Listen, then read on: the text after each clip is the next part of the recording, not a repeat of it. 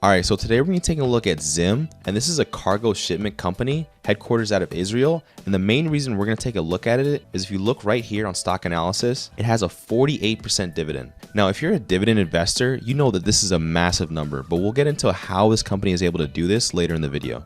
But first, we're going to take a look at the company's financials. Now, of course, being that this is a cargo shipment company, it had massive growth in the past 2 years. If you take a look right before COVID, this company was averaging around $3 billion a year in revenue.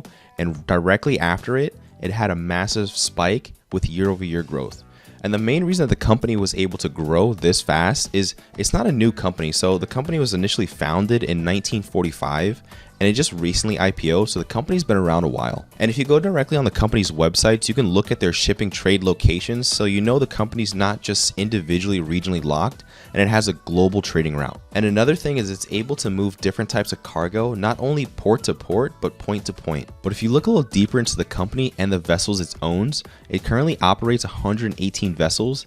Now, out of this 118, only 4 of them are actually owned by the company. So the remaining 114 vessels are currently being chartered in or leased out by other companies. Now, this low overhead cost of the vessels actually shows in the company's balance sheet. Now, remember, initially it only was leasing out a majority of its vessels, but the long-term liabilities of the company was remaining low. And in 2021, the company doubled its total liabilities. Now, this is likely due to the company building up its internal processes just to handle the COVID supply requirements. Now, let's look into how this company is able to pay this massive dividend. And if you look on the investors page on the company's website, it tells you how it's able to pay the dividend. So since the company saw a massive growth in the past 2 years, what it decided to do was just pay directly to the shareholders. And what they did is they directly linked 50% of the company's net income to paying out dividends, plus additional special dividends to pay out investors. But it's unlikely that they'll keep a dividend yield this high in the future. Now, let me know your thoughts on ZIM down in the comments below. Like, do you find it leasing being an issue? Is it going to uphold this current demand?